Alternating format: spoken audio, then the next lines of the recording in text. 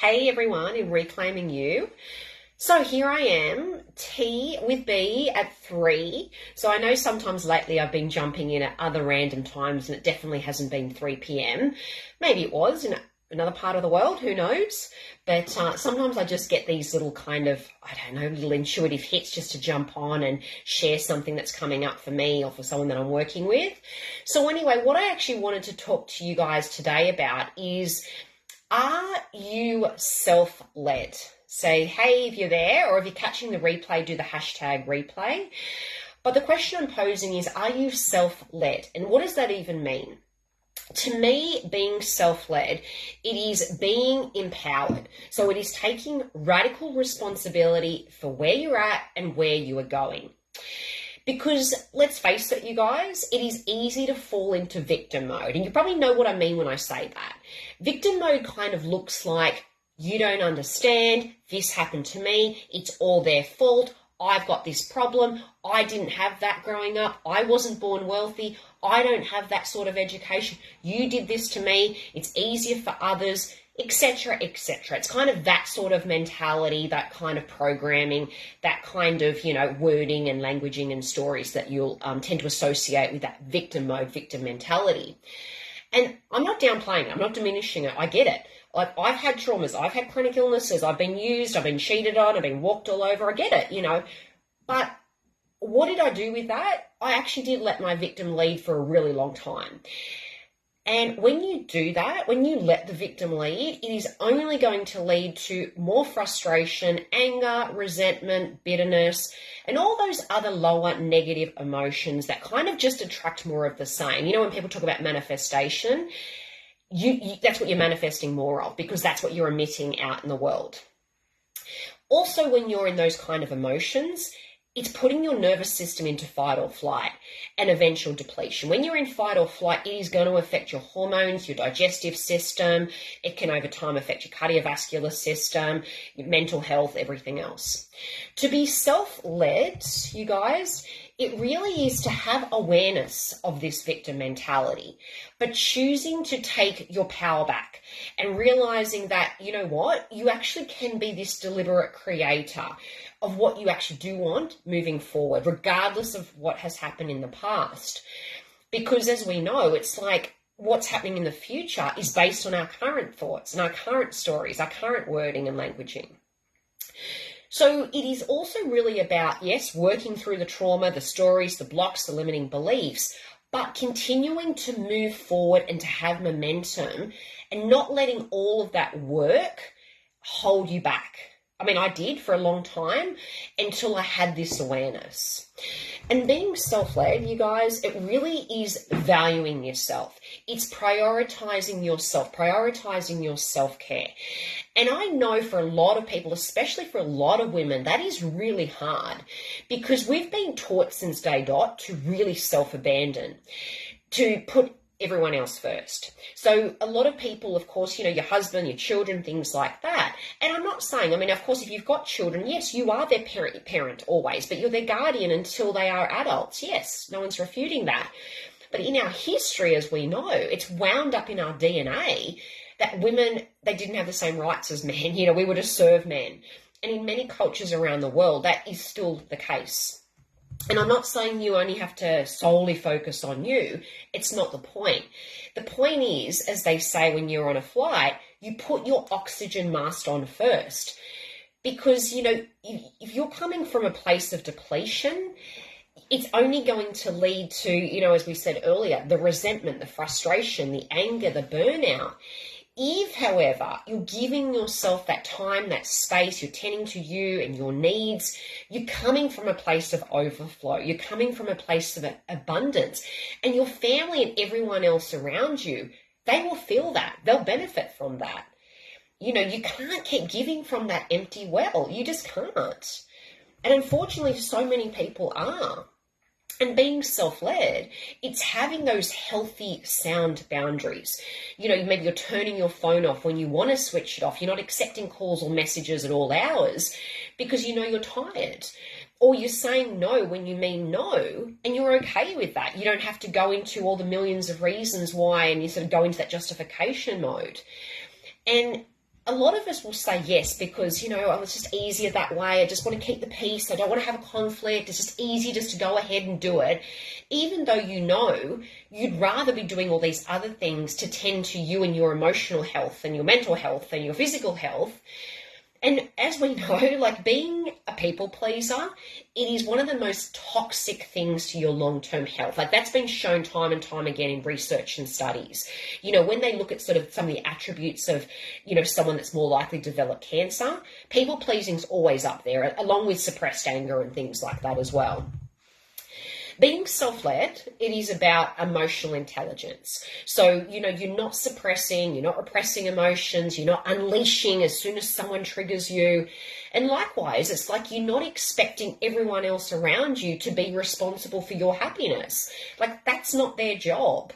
Like, it is an inside job, because if you're only ever happy when others are happy or when they're being nice to you, whatever it is, it's like you're setting yourself up for a real emotional roller coaster and a really, really dysregulated nervous system. Dysregulated nervous system, you guys know what that means. Either you're flatlining, you've got absolutely no energy and just want to sleep all the time, or you're just wired and you can't sleep, or, you're really stressed and you feel like you're in that flight energy, or in the fight energy, like the anger and, you're ready to, And the thing is, I work with emotions really regularly, okay? Like with my emotions. So Richard, he's lived with me for well over 3 years now. And, it's interesting. And like he'll often say that, you're so consistent. You're really consistent. And clients will say that to me too. And it is. But it's, they're not necessarily seeing what I'm doing behind the scenes to be able to be that way. Like I don't just suppress and repress. When emotions come up, I acknowledge them and I work through that. And I've got various processes that I do to do that. But that's my job. It's no one else's job to do that for me. They can't do it for me. I'm self-led. And so when you're self-led, you're nourished. You've got that balanced nervous system. You're not expecting that anyone else will do that for you. Like it does take work. I'm not going to lie. It does take effort. It takes consistency. And for those of you that, you've worked with me in any sort of capacity, whether it is one-to-one, whether it's group programs, coaching, my membership, if I'm tired, if I'm angry, if I'm hungry, if I'm emotional, if I'm really drained and negative, like how am I actually going to support you at all? It's like same with you and your clients, your family. It's like you've got to take care of your sleep, your eating, your hydration, your movement, your emotional health, because as they always say, people feel you more than before they even see you half the time. It's like it's a lot more weight than what anyone realizes. We're all feeling machines. We can feel someone's energy. Sometimes you just like something doesn't feel right with them, or it's like they really feel good. Like I like being in their presence. And self-led, it's not saying you have to do everything by yourself and do it alone. It's far actually from it. It's actually kind of almost the opposite in ways. It's actually really valuing yourself and your time so much that you will engage the support, you'll engage the medical help, you'll engage the mentors, the coaches, the cleaners, the guidance, because it helps you to be more fully you, to be more fully self-expressed, and to be more for others. If you've got a mission to, help these other people, if you don't look after you first, you're not going to be able to achieve that longer term at all, because, for a short time, you might be able to keep that up, but longer term, you won't. You'll, as I said, once again, end up sort of depleted. So self, that's very much, your inner world as well. So it's like you're the one that's having those thoughts, 60,000, 70,000 thoughts a day. You're the one that is choosing the words to speak. You're the one that's deciding where you're going to spend your time, what you're going to listen to, what you're going to watch on TV, who you're going to spend time with, what you tell yourself when you're alone, what you do with your emotions. Like, are you just going to shove it down, or are you actually going to allow yourself to feel it, to process it, to move through it? As we said, it's all you. It is how you also lead yourself when no one is watching. That's also something that's interesting too, because, just say, for instance, you're in the car alone and someone's tailgating you. Do you stick your finger up and start abusing them and, yelling at them and unleashing all of this anger that's been simmering under the surface? Or do you pull over, let them go past, feel that emotion, hey, as it arises, and then move through it?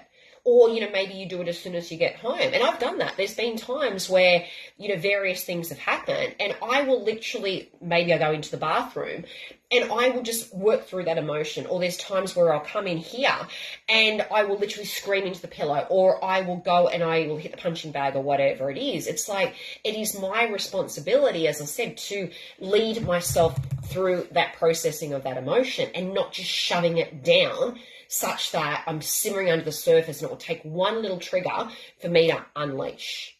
Being self-led and having self-mastery, it actually really is a lifelong journey, okay? It is a practice. It takes consistency. It takes effort.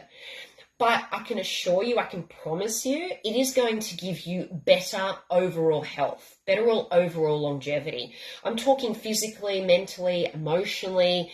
It's going to make you happier. Okay, it's because you are tending to you are tending to your needs first. You're not suppressing, you're not avoiding, you're not denying, you're not numbing out, but you're doing the work, you're doing the shadow work, you're gaining the emotional intelligence, the emotional mastery. You start to manifest your desires. You trust yourself. You back yourself. You're not kind of, being pulled from pillar to post and listening to that person and trying this and trying that and kind of, as I said, wandering around aimlessly. It's like you're able to really just lean inwards and start, trusting your intuition more. So this whole being self-led, it's just something I want you to think about, because I really do believe it is such a key to, as I said, having your happiest, healthiest life. So some things that to really think about. As always, I can help you with this. Like, this is my jam, okay? Even if you look at my natal chart, my Chiron is in the first house. And the first house is to do with self. And I actually have a lot of this wounding, this Chiron, it's in Taurus. Taurus is about, things like even because it's to do with values and money and worth. So, it's been a wound for me, that sort of self-worth, self. So as I said, I love working with people, and that's sort of where I'm able to do that, because I fully get it. I've been working on myself, my, emotional intelligence, that self-discovery, self-mastery journey for, I'm going to say, at least 23 to 25 years, and I love helping others with that. So as I said, you're not alone. If there is kind of, if you know that you need support with this, reach out. You don't have to do it alone, okay? So with that, I love you and leave you. Have a beautiful night. Have a great weekend. And I will see you, I'm sure, next week. Okay, bye.